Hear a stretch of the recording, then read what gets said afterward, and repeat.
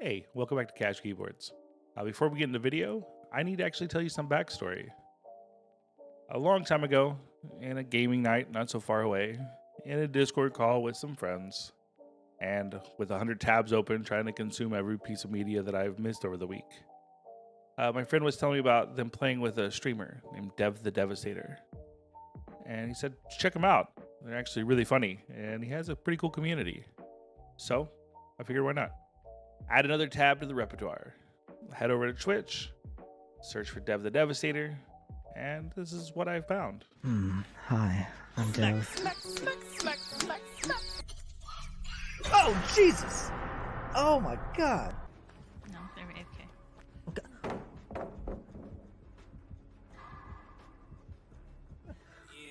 Yo, what is happening right now? Look at No, I am not that high. Oh, Jesus, Weezus! That's a penis. We could just lay in bed and play. Fucking... Oh hell yeah! Dude, with our dongs out and everything. Fuck yeah, dude. Yeah, dude.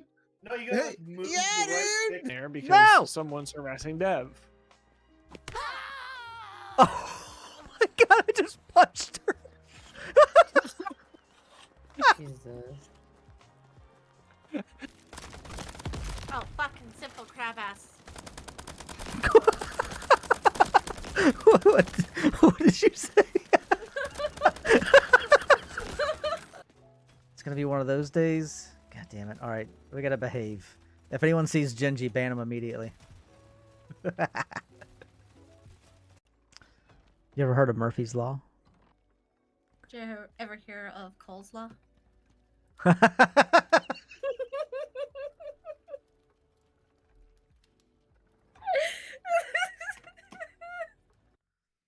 think if I showed up with a big old glass of strawberry milk, I can get you to move for me. So after a while, we all became friends. I was around the community a lot, and we were gaming and having fun. And then I convinced him of this. All right.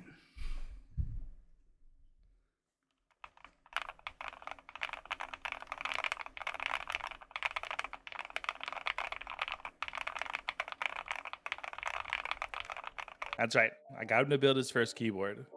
And before you went to the comments asking why we're talking about this, well, it's because he reached out to me and asked if I build him a keyboard for his community as a giveaway. So I did. And here it is. The Drop CTRL V1 high profile in dark purple. Now he wants to do a giveaway to give back to his community, and he's asked me to build it. And I'm really excited. So let's actually build it. So the Drop CTRL V1 high profile. It's a CNC aluminum keyboard. It's really heavy. It's hot swap, which is really nice. It does have north facing RGB, and I know some of you don't like that, but I don't mind. And it's anodized in the purple that I just can't get enough of.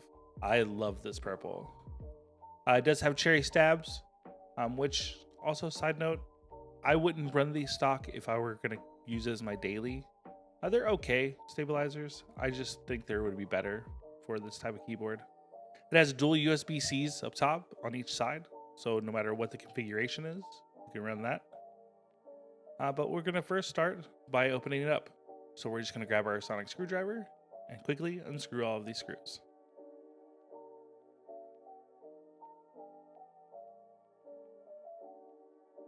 So there's 6 screws in total, and these are your standard Phillips screws. And once you unscrew it, the back is pretty easy to just lift off.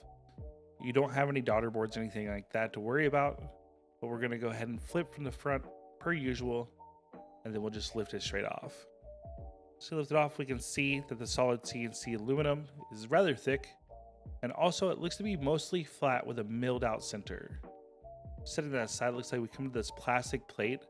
This is a diffuser plate between the bottom case and the top case. This diffuses the side RGB that goes around the edges of the entire keyboard. To remove it, you just simply lift it off. It's really simple. You don't have to worry about any clips. We set it aside, and we can actually flip the top plate sideways and you can see how thick it is.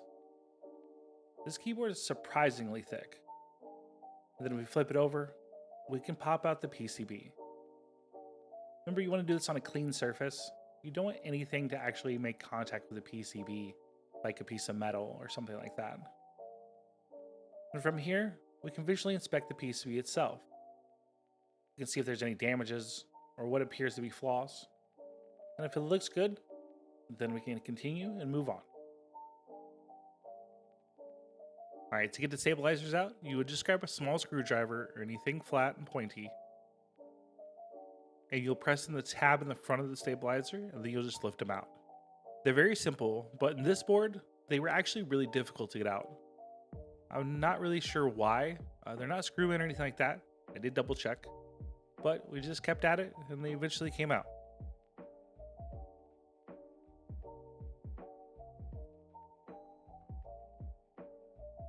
And once you have them out, we're going to go ahead and disassemble them so we can get them ready for lube. To do so, you'll just grab the bar and you'll turn them sideways and you'll hear them pop out. And then you can just slide them out of the stabilizer itself. It's pretty simple. Just be careful at this part because you don't want to bend or damage the bar. Once out, we'll go ahead and pull the stem out of the housing, and then we're just going to lube the walls of the housing. This is just like a switch. We'll go ahead and do a few swipes on each wall, and then we'll move on to the other one. Once these are done, we'll put them back together, and we'll use dielectric grease for the bar itself. Also remember, when you're putting your stem back in your housing, it's 2 holes for the front, 1 hole for the rear. It's easy to remember, so you know which way your stem goes in your housing. Once you have them back in your housing, it's time to move on to the bar.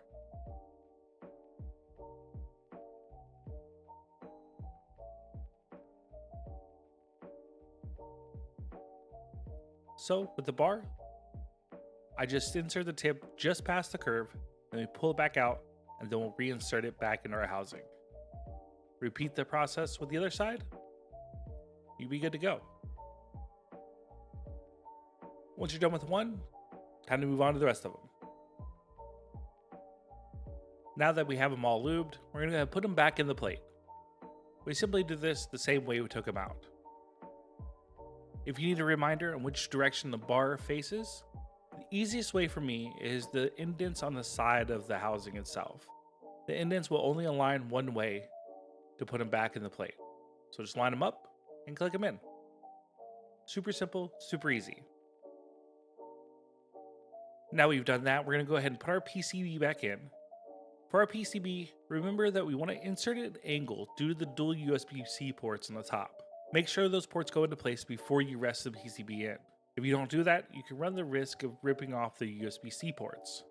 And once our PCB is in, we can go ahead and grab our diffuser. Our diffuser just rests on. It's got little peg holes. As long as it's lined up, you should be good to go.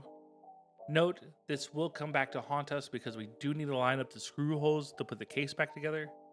But for now, we're just going to set this on here. Also note, this is when you want to check for tolerances between your PCB and the diffuser, just to make sure those are lined up as well. Now switching back to our case, we do have this cutout right here. This is the only room for anything. So we're going to grab some soundproofing foam. This is typically used in cars for like subwoofers and stuff like that. It's got a nice adhesive backing. I can leave a link in the description below to what I'm using, but I do really like how easy it is to use. We've cut out our strip that matches the size of this cutout, and we're just going to put it in here. Hopefully this will trap some of the sound bouncing around from when switches are pressed. So that way we can take the hollowness out of the board. I don't think the board has too much hollowness sound, but we don't want to increase any, that's for sure. Once done, now we're ready to assemble. This is where you'll need to line up your screw holes again. If for some reason they don't line up, check the diffuser. This is what I did. I was wondering why it wasn't lining up right, and then I realized that it actually does matter which way the diffuser lines up. So simply pop it out, and then flip it back around, so that way all the holes line up. It's super simple and super easy. Thank God, because usually it's not this easy. Usually it has to do with taking the entire keyboard back apart, which could be a pain. So, this was nice.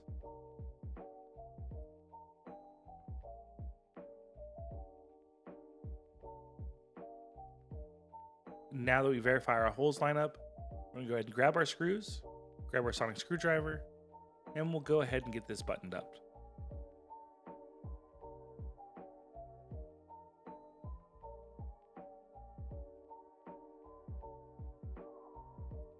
All right, once we have our keyboard all buttoned up, it's time to move on to switches.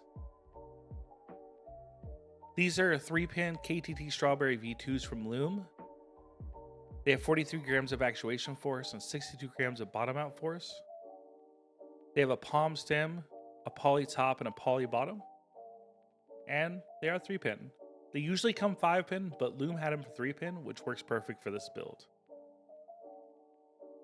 We are going to crack these open to get them lubed. Now remember, KTTs are very tightly put together, and you open them up the same way you open up Otemo and Kale style switches.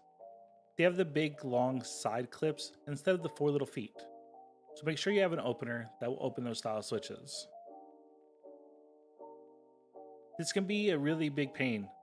Trust me, this is probably my least favorite style of switch to open, but just go slow and be persistent, and you'll have them open in no time. Once we have them all open, I'm going to start off by lubing my springs. Now I bag lube my springs. I know some people use 105, some people use 205, but I just prefer bag lubing. I grab a simple plastic bag, some super lube, 15 to 20 drops, shake for a few minutes, and they're all lubed. It's simple, easy, and quick. Although, the springs do get tangled and you do need to separate them after you're done lubing, which can be a pain. But I don't mind. So, here we go. Shake, shake, shake, and we'll be all lubed.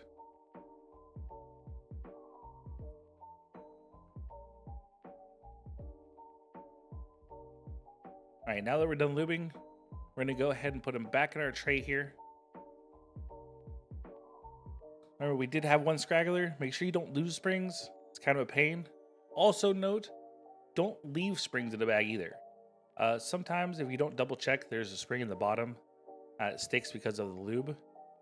And then we also poured them out kind of crooked because this is what you get for looking at the monitor instead of looking at what you're doing. So don't be like me. Just pay attention to what you're doing. So we'll get these all back in the little tray and we'll get to lubing the switches. All right, now it's time for lubing. These are linear switches. So we're gonna go ahead and lube the side posts, the center post, and then we'll go around the center as well. We want to apply an even layer through the entire switch, just avoiding the metal contacts. So we'll grab a small amount of lube on our brush, we'll do 3 swipes on each post, and then center and around the world. Super easy, we want to keep it super light. Remember, as I always say, you want your lube to be like a ninja. You want it to be there, but you don't want it to be seen. You can always add more lube later. I'll be a pain, but it can be done. It's much easier to add lube than it is to take away lube. So once you finish lubing on your switches, just simply put them back together, and then we'll have this nice pile of freshly lubed switches. And here we are. All of our switches are back together, and we have a nice mess from lubing. Super lube tends to leave behind the biggest mess. It kind of gets everywhere. So just make sure you clean up your area before you proceed, just because you don't want it to get on everything. Once you've cleaned up everything and your area is good to go, it's time to get our switches back on our keyboard.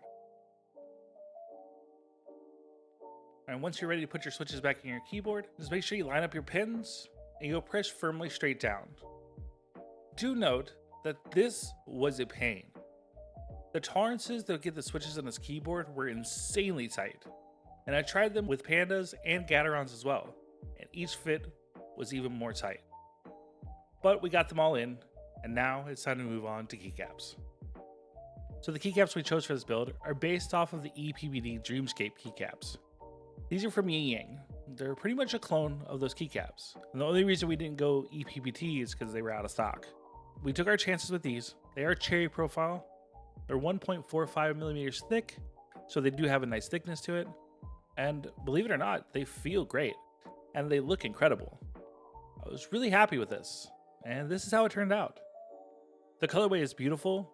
I like the contrast between the pastel of the keycaps and the dark anodized purple of the case itself, and it matches Dev's gaming crew, each color representing each person of their group.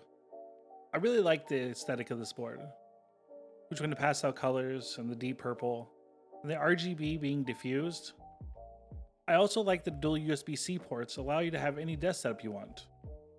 It's a really cool touch, and overall, I love it, but we do need to hear how it sounds.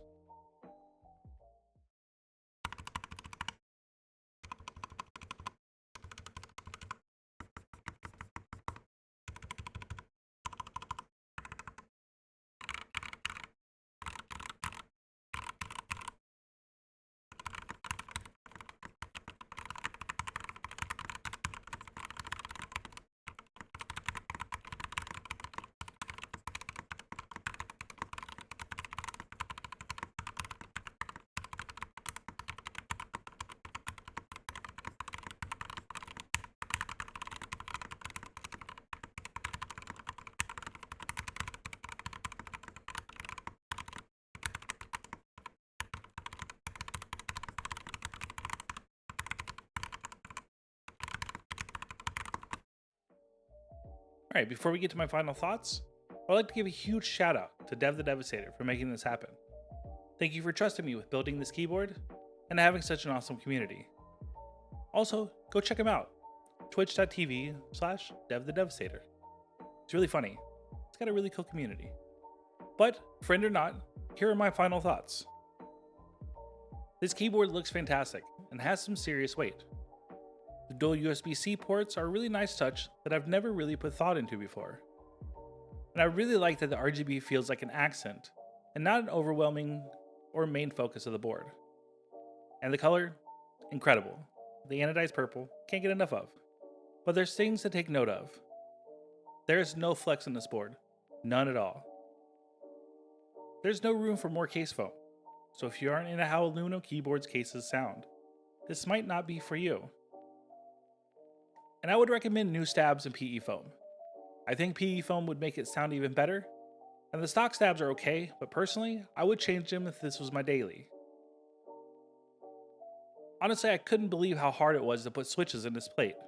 KTT, Gaterons, Pandas all required serious pressure to get them in. And lastly, the price. It's on the expensive side of keyboards. While it is beautiful and feels great, I would consider comparing it against other keyboards in this price range before settling on this one. Remember, you want your money to work for you, and there's a lot of bang for your buck in this price range. And those are my final thoughts. If you made it this far, I just want to say thank you for watching. You could drop a like and hit subscribe. It would mean a lot to me. It would help the channel out. And remember, links to all the products featured in the video are down below. Some are affiliate, some are regular links. And that's it. It's the end. Thanks for watching, and keep keyboarding.